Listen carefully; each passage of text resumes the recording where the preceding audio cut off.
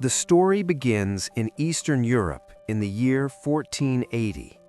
Prince Vlad of the Kingdom of Wallachia is spending a tender moment with his beloved wife, Queen Elisabeta. As a soft melody plays from a music box, the couple expresses their love without caring about time. Their happiness is suddenly interrupted when a soldier arrives with urgent news. The Ottoman Empire is preparing to attack, forcing the prince to leave for war. To protect the queen, the captain orders Elisabeta to be escorted to the distant Wilmer castle. Before parting, Elisabeta speaks words of deep love, showing how devoted she is to her husband. A cardinal blesses Prince Vlad, praying for his victory. Ready to sacrifice his life, Vlad insists that the cardinal also pray for his wife's safety.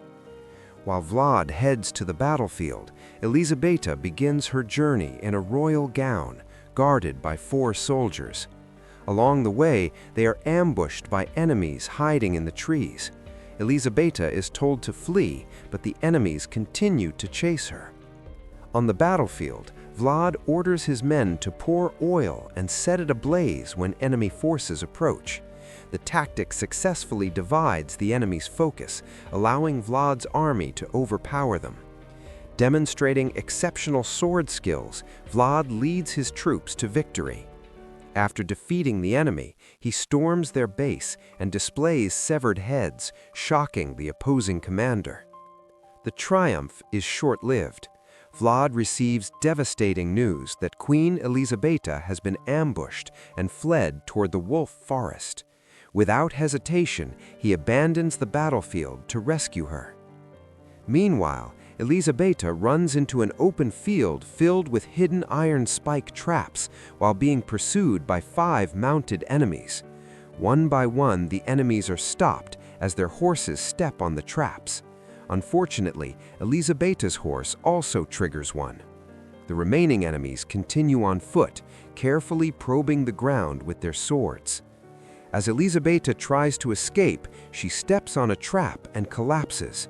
At the same moment, Vlad arrives, but is also stopped when his horse is injured by a trap. He quickly kills 2 nearby enemies and throws his sword toward the last attacker standing in front of his wife. In a horrifying twist, the sword strikes Elisabeta instead. Vlad freezes in shock before rushing to hold his dying wife in his arms. Thunder roars in the sky as Elisabeta takes her final breath, leaving Vlad completely broken. Consumed by grief and rage, Vlad confronts the cardinal, demanding to know why God failed to protect his wife. Despite explanations about fate, Vlad accuses God of being deaf and blames the cardinal for his prayers.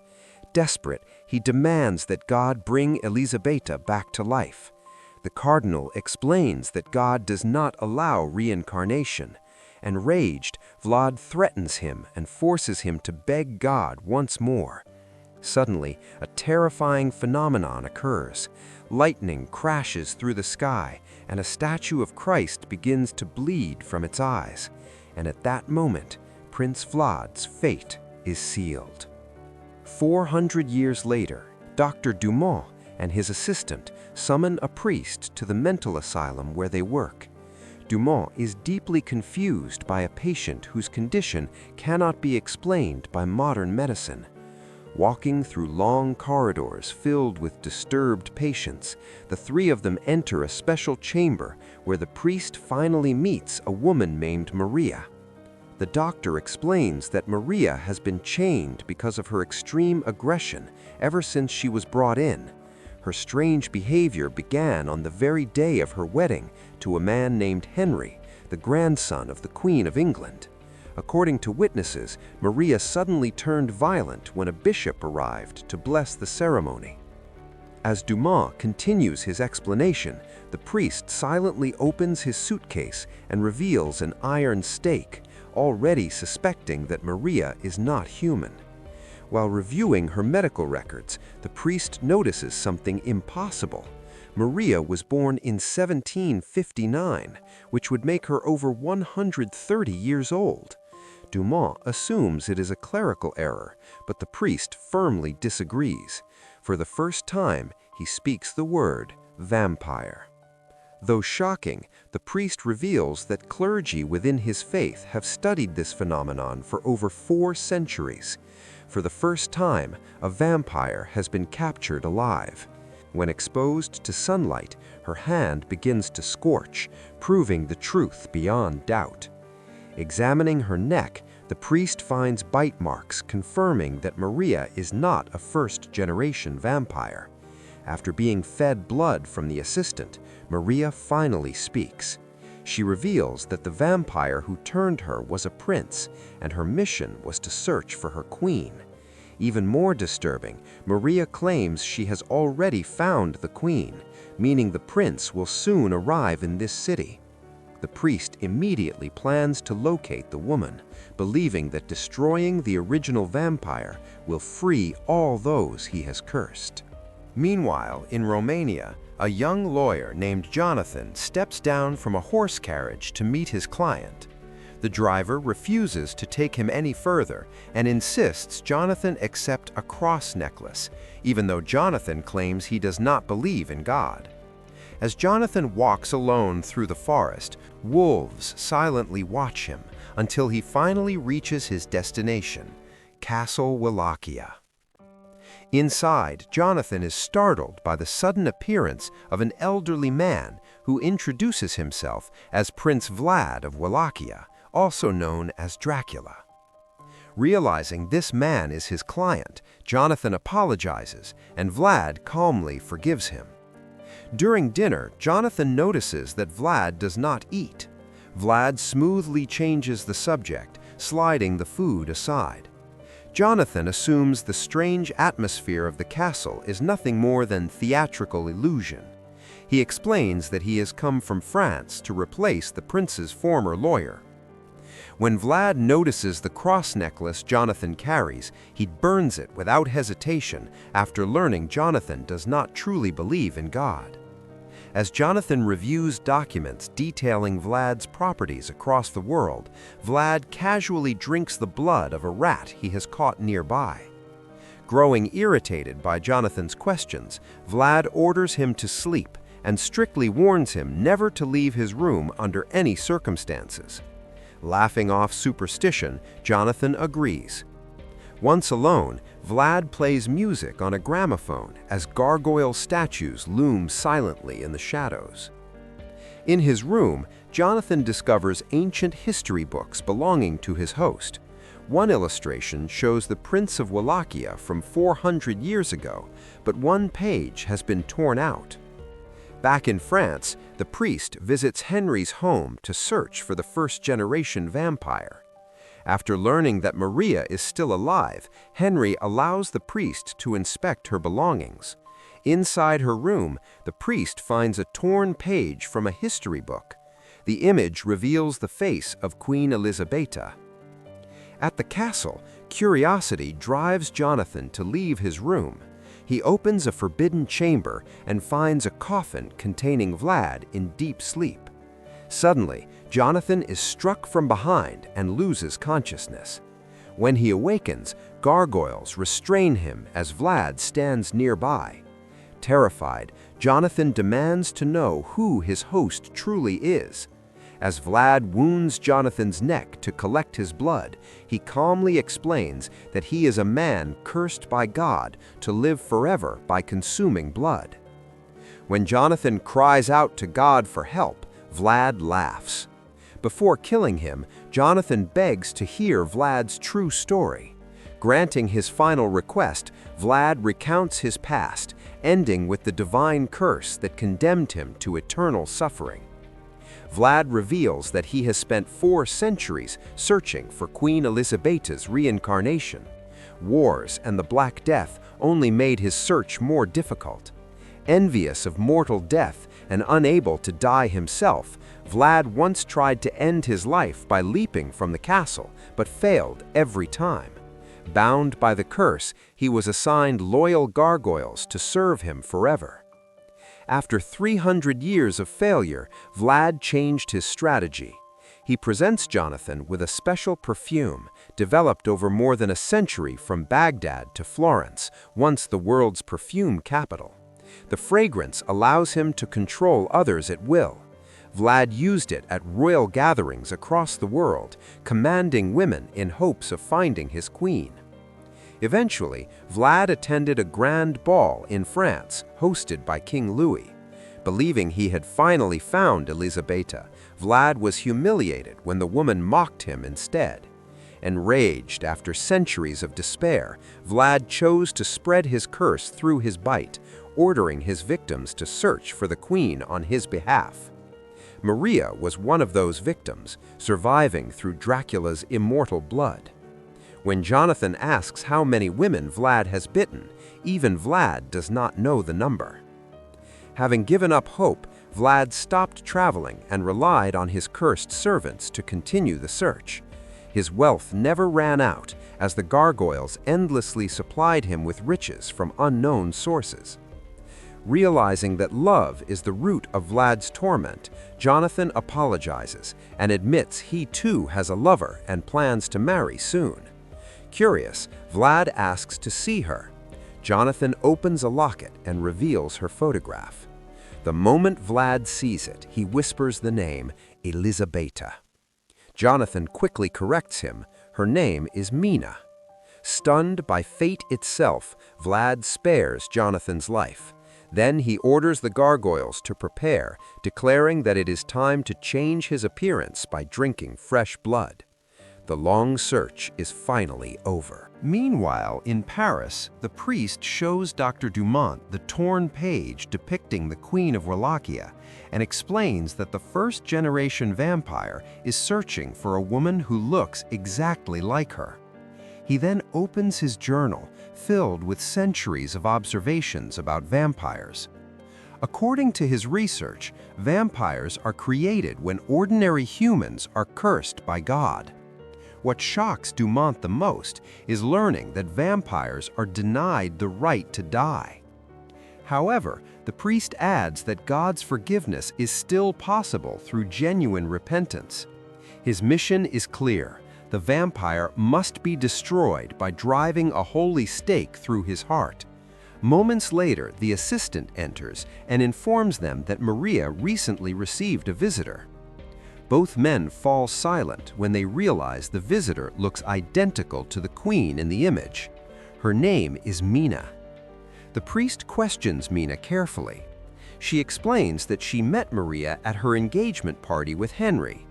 Henry, she adds, is a close friend of Jonathan, who is also her fiancé.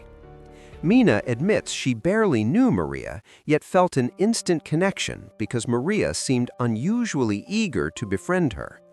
On the day of the wedding, Mina was horrified when Maria reacted violently to the arrival of the bishop.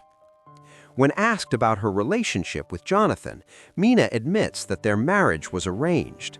Suddenly, she feels dizzy and confesses that she often feels out of place, as if she does not belong in this era. At that moment, all doubts vanished. Mina even writes her address using her left hand, confirming the priest's suspicion. Mina is the reincarnation of Queen Elisabetta. Elsewhere, Vlad disguises himself as a freezing and starving beggar. Two nuns take pity on him and invite him into their chapel, offering warm food. When he removes his cloak, the elderly nun is horrified. She recognizes him as Dracula. Vlad calmly applies his enchanted perfume, spreading it through the chapel. Soon, the other nuns are irresistibly drawn toward him. As thunder crashes outside, Vlad is worshipped like a divine figure. Only one nun is chosen, and he drinks her blood. Back at the castle, Jonathan notices Vlad's coffin being transported away. Realizing his chance to escape, he climbs down from a window using tied cloth. A gargoyle spots him and alerts the others. Jonathan slips, falls, and loses consciousness near a frozen river. When a gargoyle approaches, the ice breaks under its stone body. Jonathan awakens, realizes they cannot follow him, and finally escapes. Weeks later, Vlad's carriage arrives in Paris. Now young again, Vlad visits the asylum and uses his perfume to control the doctor's assistant. Maria is overjoyed to see her prince and gratefully drinks fresh blood before escaping. The priest is later informed of Maria's disappearance. At the hospital, he and Dumont find the assistant hospitalized with massive blood loss and emerging fangs. The lingering scent of perfume confirms that Dracula was responsible. That evening, Mina is visited by Maria, who appears completely healthy. She presents 3 tickets for a New Year's celebration and mentions bringing along a friend who wishes to meet Mina. Soon after, Maria introduces Mina to Dracula himself. Though Mina feels a strange pull toward him, she remains cautious due to her engagement. Maria laughs as Vlad praises Mina with outdated romantic words, but Mina finds nothing amusing. When Vlad calls himself the Prince of Wallachia, Mina grows uncomfortable and suggests they leave. At a carnival, Mina and Maria enjoy the festivities while Vlad watches from afar. Unable to stay away, he joins them. As Vlad helps Mina with a weapon game, flashes of her past life begin to surface. Inside a haunted house, Vlad instinctively protects her. Later at the hotel, Mina is astonished by Vlad's luxurious suite. While Maria steps away, Vlad thanks Mina for coming. They talk quietly, and Mina admits she prefers the countryside, where nature feels peaceful. When Vlad mentions his isolated castle in Romania, Mina freezes as if remembering something. Vlad then reveals a music box, a gift he once gave to his late wife. When it plays, Mina's memories flood back. When Vlad calls her Elisabeta, Mina accuses him of trying to enchant her. Vlad apologizes and admits that her appearance awakened his memories. Mina insists she already has a fiancé. Vlad gives her the music box as a keepsake. The awkward moment ends as Maria takes Mina outside to watch the New Year fireworks. After escorting Mina home, Vlad thanks her. Mina feels strangely happy, but her joy vanishes when she finds Jonathan collapsed inside. Dumont and the priest explain that Jonathan escaped from Dracula's castle. Mina immediately defends Dracula, calling him kind and generous. The priest realizes she has already met him. Dumont reveals that Maria attacked hospital guards and drank the assistant's blood. Finally, the priest exposes the truth. Dracula is a hematophagous creature who survives on blood. Jonathan confirms everything. Mina is shocked to learn Maria was one of his victims. Though Mina shows no bite marks, the priest explains the power of the enchanted perfume. That night, Mina plays the music box and is overwhelmed by memories of dancing with Vlad in a castle. Suddenly, Dracula appears before her. When Mina tries to send him away, Vlad believes she wants him to die. Confused, Mina accuses him of enchanting her, but Vlad throws the perfume into the fire and confesses his curse. As Vlad holds her hand, Mina fully remembers her past life. Accepting that she is Elisabeta reincarnated, she asks Vlad to bite her so she can share his suffering. Soon after, the scent of perfume spreads through the house. Mina disappears. Later, Henry narrowly survives Maria's attack thanks to Jonathan and the priest. Maria is finally killed, freeing her from the curse. Weeks later, Vlad and Mina arrive at the castle, hidden inside a coffin. Vlad proudly introduces her to the gargoyles. Mina is happy, especially when she finds her old gowns preserved. As the music box plays, Vlad finally feels peace. Suddenly, church soldiers surround the castle. Cannons fire as gargoyles fight desperately. Jonathan guides the priest inside. Vlad leaves Mina to confront the attack. He slaughters the soldiers with his sword, but Henry shoots him. Vlad heals by drinking Henry's blood. The priest reveals himself and begs Vlad to repent. Vlad refuses, declaring Mina as his salvation. But when the priest says Vlad himself is Mina's curse, he hesitates. Hearing Mina cry for help, Vlad rushes back to her. At last, understanding true love means letting go, Vlad locks Mina inside the room and surrenders himself. As the holy stake pierces his heart, Vlad finds peace. Mina watches him age and turn to ash. With Dracula's death, the gargoyles regain their true forms. The curse is broken. As the castle falls silent, Mina mourns and the ashes drift away. After 400 years, the darkness finally ends.